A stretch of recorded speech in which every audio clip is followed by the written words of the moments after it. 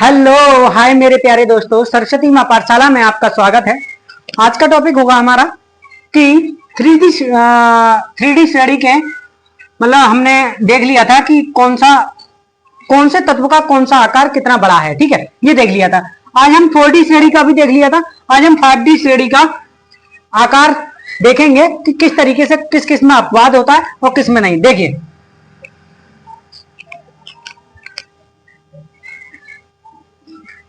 मानते हैं कि आप जानते हैं कि खुद ही कि नीचे आने पर, ये देखिए, नीचे आने पर शक्ति बाई, ठीक है, इससे नीचे आने पर आकार बढ़ता है। आकार बढ़ता है क्यों? क्योंकि कोषों की संख्या बढ़ रही है। क्या हो रहा है? कोषों की संख्या बढ़ रही है। कोषों की संख्या बढ़ती है।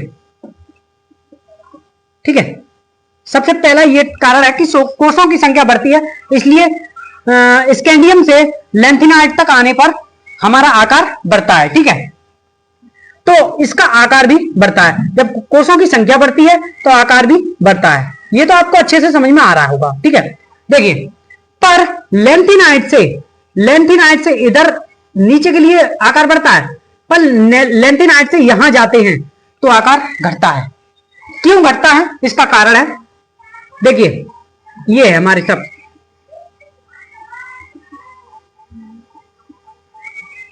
ठीक है, ये है। इसमें क्या होता है मेरे प्यारे दोस्तों, जब टाइटेनियम से जर्मेनियम पे आते हैं तो आकार बढ़ता है। ठीक है, टाइटेनियम से जर्मेनियम पे आते हैं तो आकार बढ़ता है। जब हाफेनियम पे आते हैं, सही है, तो आकार घटता है। कैसे? देखिए, जब हम इससे इस पे आए तो आकार बढ़ा और इससे इस पे आए तो आकार घटा। इसमें ही आकार क्यों घट रहा है यहां आने पर? मेरे प्यारे दोस्तों, लैंथेनाइट के बीच में, हाफेनियम के बीच में एफ ब्लॉक आता है। कौन सा ब्लॉक आता है? F block. ठीक है, एफ ब्लॉक आता है। एफ ब्लॉक में 14 एलिमेंट होते हैं। एफ ब्लॉक में कितने तत्व होते हैं? 14। ठीक है, तो एफ ब्लॉक तत्व आता है, उसमें 14 एलिमेंट भरे जाते हैं, यानी कि 14 तत्व भरे जाते हैं और 1 से लेकर 14 तक तत्व भरे जाते हैं। तो उसमें क्या होता है कि जब 14 इलेक्ट्रॉन भरे जाएंगे, एफ ब्लॉक में, एफ ऑर्बिट में, तो इतने इलेक्ट्रॉन भरे जाएंगे उतनी ही नाभिक में ज्यादा ताकत आएगी। सही है, तो इतनी इलेक्ट्रॉन वहां गए 14, उतने ही नाभिक में उतने ही इलेक्ट्रॉन उसके पास आए। ठीक है, उतने ही उसके पास आए, तो नाभिक की शक्ति ज्यादा हो गई। नाभिक की शक्ति ज्यादा होने से वो 14 इलेक्ट्रॉन इनको सबको रोक नहीं पाया। उनके तो सबके, एफ ब्लॉक के सबके आकार छोटा हो जाता है खुद ही, क्योंकि जो एफ की शक्ति है, यानी कि जैप से बचाने की, अट्रैक्ट करने की एफ की शक्ति है, वो बहुत कम है। उसे नहीं रोक पाता है, इलेक्ट्रॉनों को आसानी से दे देता है और अपना आकार छोटा कर लेता है। ठीक है, इलेक्ट्रॉनों को आसानी से खींच लेता है जैप, जो नाभिक है, और उसका आकार छोटा हो जाता है सब 14 इलेक्ट्रॉनों का। ठीक है, यानी कि 14 तत्व होते हैं, सबका आकार छोटा हो जाता है। पर उसी कारण से हाफमेनियम पे आते हैं, लैंथेनाइट से इस पर आते हैं, इसका आकार भी छोटा हो जाता है।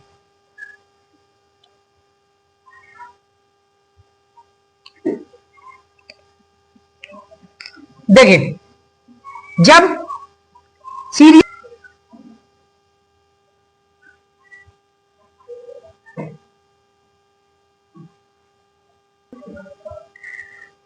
एफ कक्ष सीरियम से एलयू तक जाते हैं तो 58 से 71 तक इलेक्ट्रॉन भरे आते हैं। ठीक है, इसमें क्या होता है, एफ कक्षक में कितने इलेक्ट्रॉन भरे आते हैं? एफ 1 से 14 तक भरे आते हैं। ठीक है, और आप जानते हैं एफ कक्षक की, यानी कि एफ की मतलब क्षमता बहुत कम होती है इलेक्ट्रॉनों को रोकने की। एफ की क्षमता नाभिक से लड़ने की बहुत कम होती है। नाभिक से वो नहीं लड़ पाता सही से और आसानी से अपना आकार छोटा कर लेता है। ठीक है, आसानी से जब उसको शक्ति से खींचता है तो अपना आकार आसानी से छोटा कर लेता है। एफ की वो शक्ति होती है, उसी के कारण एच एफ पर मतलब ज्यादा फोर्स लगता है और आसानी से इसका भी आकार छोटा हो जाता है। ठीक है, ये आपको अच्छे से समझ में आ चुका होगा। फिर क्या होता है कि यहां पर इसी के कारण जब टी आई पर हम जाते हैं, टी आई से जर्मेनियम पर जाते हैं तो हमारा आकार जर्मेनियम, ठीक है, जर्मेनियम पे जाते हैं तो हमारा आकार बढ़ता है। पर जर्मेनियम से एच एफ पे जाते हैं तो हमारा आकार एच का घटता है। ठीक है, यही कारण है, यही विशेष अपवाद है कि क्यों घटता है। इन एफ कक्ष के बार यानी कि एफ एलिमेंट के चक्कर में इनका आकार घटता है। जो एफ ब्लॉक में इतने तत्व होते हैं सबके इन्हीं के चक्कर में आकार इनका घट जाता है। ठीक है, ये आपको अच्छे समझ में आ चुका होगा। ठीक है, और कुछ और अपवाद हैं विशेष। देखिए हम यहां से नीचे के लिए जाते हैं और यहां से नीचे के लिए जाते हैं और यहां से नीचे के लिए जाते हैं, तो इनमें विशेष अपवाद हैं। कौन से अपवाद हैं? देखिए, जब हम निकिल से पीडी पर जाते हैं तो आकार बढ़ता है। ठीक है, और पीडी से प्लेटिनम पर जाते हैं तो आकार बराबर रहता है। ये एक अपवाद है। सही है, निकिल से पीडी पर जाते हैं तो आकार बढ़ता है और पीडी से प्लेटिनम पर जाते हैं आकार बराबर रहता है। ठीक है, उसी तरीके से सीयू से एजी पर जाते हैं तो आकार बढ़ता है, एजी से और हम एयू पर जाते हैं तो आकार बराबर रहता है, यानी कि एजी का और एयू का आकार बराबर रहता है। इसी तरीके से जेडएन से सीडी पर जाते हैं तो आकार बढ़ता है और सीडी से एचजी पर जाते हैं आकार बराबर रहता है। ठीक है, ये विशेष अपवाद है, ये याद रखना आप। ठीक है, ये विशेष अपवाद है, ये याद रखना। ठीक है, ये उतार लीजिए आप कि ये याद रखना कि जर्मेनियम एचएफ से बड़ा होगा। ठीक है, ये भी अपवाद है। ठीक है, ये भी अपवाद है, ये याद रखना, अपवाद है। ठीक है, यहां तक उतार लीजिए। इसके कुछ विशेष पॉइंट्स हैं वो हम लिखा देते हैं अभी। ठीक है, उतार लीजिए।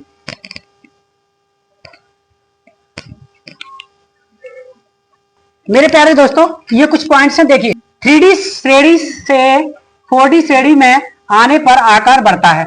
आपने देख लिया था कि 3D श्रेणी से जो 3D श्रेणी थी, ठीक है, हाँ, यानी कि स्कैंडियम से 4D श्रेणी में आने पर आकार बढ़ता है। ठीक है, जो कि अनुमानित है, यानी कि पूरी तरह से अनुमानित है, संभव है कि 3D श्रेणी से 4D श्रेणी में आकार बढ़ता है। ठीक है, 4D से 5D श्रेणी में आने पर लेंथिनाइड के बाद या तो आकार लगभग समान रहता है या घटता है। ठीक है, लेंथिनाइड के बाद, यानी कि लेंथिनाइड है, ठीक है, लेंथिनाइड तक बढ़ेगा आकार, उसके बाद हाफमेनियम पे आता है, हाफमेनियम पे, तो इस पे आकार घटेगा, इस पे आकार घटता है, जैसे कि आपने देखा था। ठीक है, टाइटेनियम से जर्मेनियम पे आते हैं हम, टाइटेनियम से जर्मेनियम पे आते हैं तो आकार इन दोनों का बढ़ता है, पर इसका घटता है, इसका आकार घटता है। इससे जर्मेनियम से इसका हाफमेनियम का आकार कम होता है, जर्मेनियम से इसका हाफमेनियम का आकार कम होता है, वो इसमें लिखा हुआ है। ठीक है, इसे लेंथिनाइड संकुचन कहते हैं। इसे क्या कहते हैं मेरे प्यारे दोस्तों? लेंथिनाइड संकुचन। ठीक है, इसे क्या कहते हैं? लेंथिनाइड संकुचन। जो आकार घटता है उसे लेंथिनाइड संकुचन कहते हैं। ठीक है, कारण क्या है इसका? हाफमेनियम से पहले 14 इलेक्ट्रॉन एफ कक्षक यानी कि 4f श्रेणी में भरे जाते हैं। जानते हो 4f श्रेणी में, मैंने बताया था आपको, 4f श्रेणी में भरे जाते हैं, यानी कि एफ ब्लॉक में भरे जाते हैं। ठीक है, जिनका दुर्बल परीक्षण प्रभाव होता है, यानी कि जिनका दुर्बल सिग्मा होता है, जिनका दुर्बल सिग्मा होता है। परीक्षण प्रभाव को क्या कहते हैं हम? सिग्मा से, सही है, सिग्मा से प्रदर्शित करें, जिनका दुर्बल परीक्षण प्रभाव होता है। ठीक है, ये पॉइंट्स थे, ये उतार लीजिए, उसके बाद आगे चलते हैं। ठीक है, अच्छे से आपको समझ में आ चुका होगा। ठीक है, उतार लीजिए।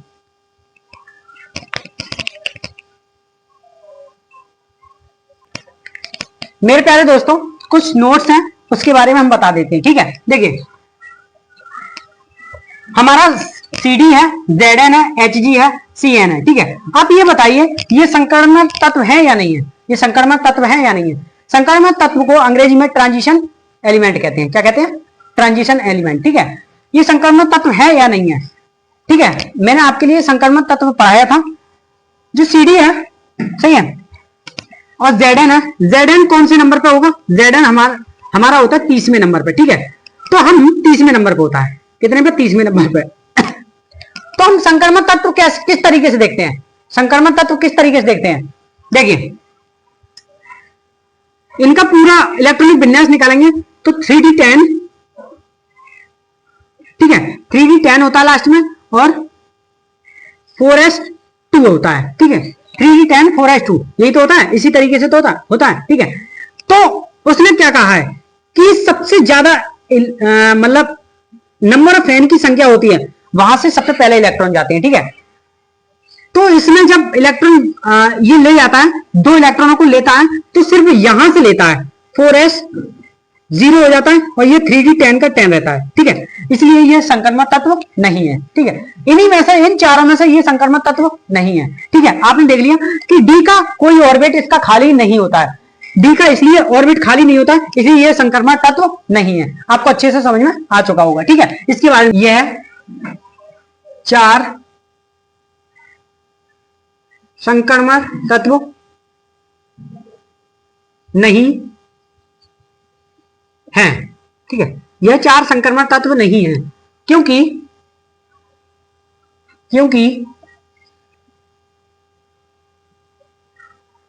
परमाणु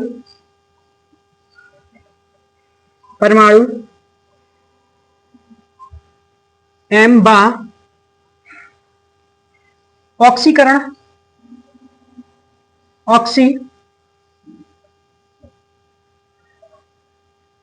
अवस्था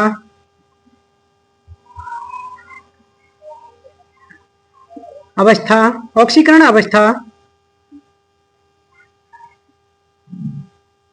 अवस्था एम पॉजिटिव दोनों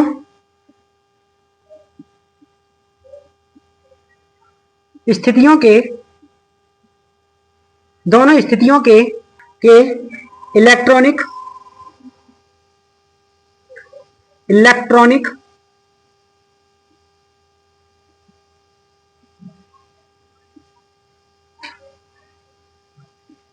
इलेक्ट्रॉनिक विन्यास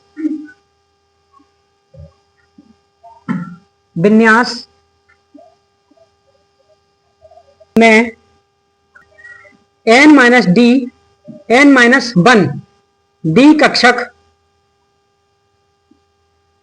पूर्ण भरित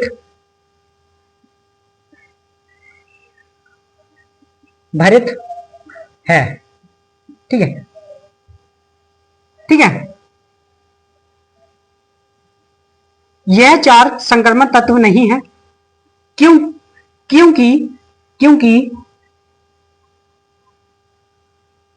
उनकी परमाणु एम बा ऑक्सीकरण अवस्था M2 पॉजिटिव दोनों परिस्थितियों के इलेक्ट्रॉनिक विन्यास में n-d कक्षक पूर्ण भरित है, ठीक है। इसलिए यह संक्रमण तत्व नहीं है। आपको अच्छे से समझ में आ चुका होगा, ठीक है। मैंने आपको एग्जाम्पल भी दे दिया क्योंकि यह पूर्ण भरित नहीं है, इसलिए यह संक्रमण तत्व नहीं है, ठीक है। इनका एक इलेक्ट्रॉन कम हो जाता तो ये संक्रमण तत्व होते, पर ये संक्रमण तत्व नहीं है, ठीक है। समझ में आ चुका होगा। आप जानते हैं कि जो डी कक्षक होता है, डी कक्षक में, डी ब्लॉक में कितने एलिमेंट होते हैं, कितने तत्व होते हैं? 40 होते हैं पूरे। कितने होते हैं? 40, ठीक है, 40 होते हैं। और उसमें से संक्रमण तत्व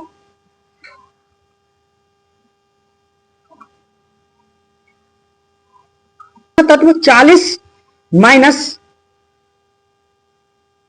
ये 4 नहीं है संक्रमण तत्व, ठीक है। 40 माइनस 36 तो कितने रह जाएंगे?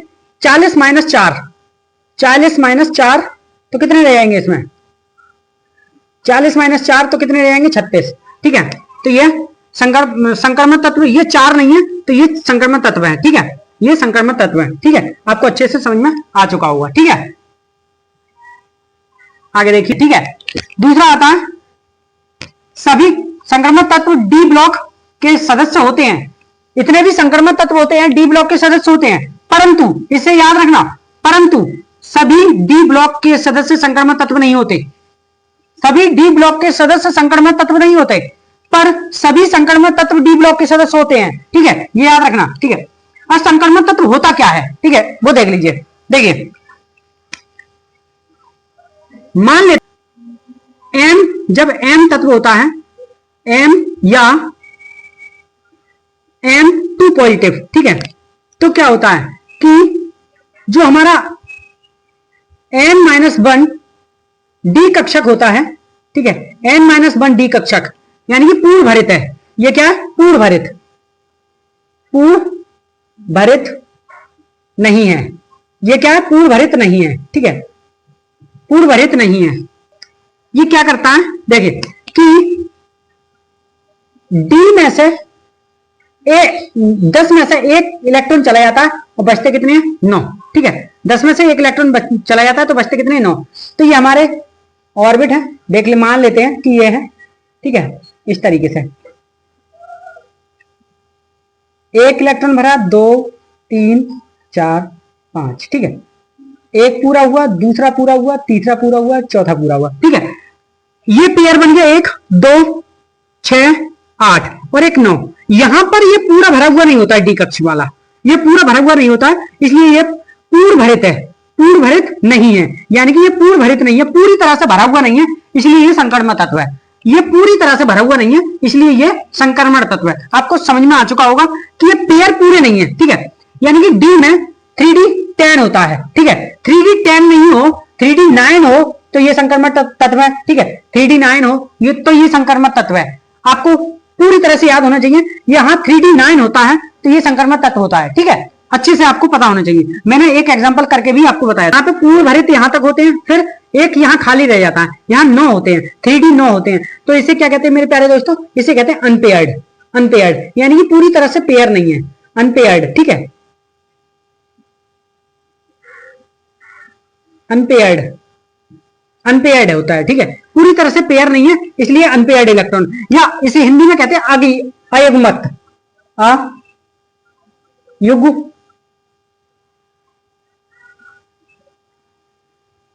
अयुग्मित इलेक्ट्रॉन, अयुग्मित तत्व, ठीक है, अयुग्मित तत्व मतलब इलेक्ट्रॉन, एक इलेक्ट्रॉन कम है, अयुग्मित इलेक्ट्रॉन कहते हैं, ठीक है, या अनपेयर्ड कहेंगे या अयुग्मित कहेंगे, ठीक है, यहां तक उतार लीजिए। उसके बाद बातें हैं इनके बारे में, संक्रमण तत्व की विशेषता क्या होती है उनके बारे में देखेंगे, उतार लीजिए इसे, ठीक है।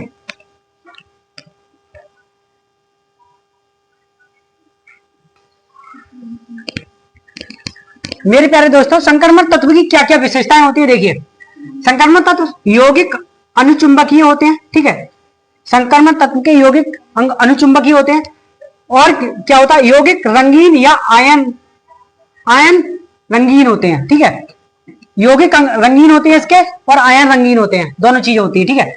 मुक्त इलेक्ट्रॉन के कारण उच्च गलनांक होता है, मुक्त इलेक्ट्रॉन के कारण उच्च गलनांक होता है, ठीक है, इलेक्ट्रॉन उनमें नहीं होता है, उच्च गलनांक होता है इस कारण से, ठीक है। अयुग्मत इलेक्ट्रॉन के कारण परिवर्तनशील ऑक्सीकरण अवस्थाएं प्रदर्शित करते हैं, ठीक है, यानी कि अनपेयर्ड इलेक्ट्रॉन के कारण ऑक्सीकरण अवस्थाएं प्रदर्शित करते हैं, सही है, परिवर्तनशील ऑक्सीकरण अवस्थाएं प्रदर्शित करते हैं वो, ठीक है। 5वां पॉइंट है, अयुग्मत इलेक्ट्रॉन होने के कारण वह अच्छे उत्प्रेरक की तरह कार्य करते हैं, अच्छे उत्प्रेरक की तरह, जैसे कि देखिए, उत्प्रेरक का मतलब होता है कैटलिस्ट, कैटलिस्ट कोई रिएक्शन होती है, उनके बीच में जो उनकी रिएक्शन को कम करने की शक्ति, कम लगाने की ताकत रखते हैं, ऐसे हम लेते हैं निकिल प्लेटिनम वगैरह, ये लेते हैं नहीं, पीडी वगैरह, ये क्यों लेते हैं, क्योंकि ये उत्प्रेरक है, क्योंकि ये अनपेयर्ड होते हैं, अनपेयर्ड होते हैं, इनमें मतलब अच्छे मतलब डी ब्लॉक के ही तत्व होते हैं जो कैटलिस्ट के रूप में कार्य करते हैं, ठीक है, ज्यादातर डी ब्लॉक के तत्व होते हैं, ठीक है, आपको अच्छे से ये समझ में आ चुका होगा, ठीक है। मेरे प्यारे दोस्तों, इस लेक्चर में बस इतना ही, अगले लेक्चर में मिलते हैं अगले टॉपिक के साथ, तब तक के लिए वीडियो देखते रहिए, और कुछ ना समझ में आए तो कमेंट कीजिए, मैं आपके लिए आसान भाषा में समझाने की कोशिश करूंगा। वीडियो देखते रहिए, चैनल को सब्सक्राइब कीजिए और वीडियो को लाइक कीजिए और शेयर कीजिए अपने दोस्तों में। धन्यवाद।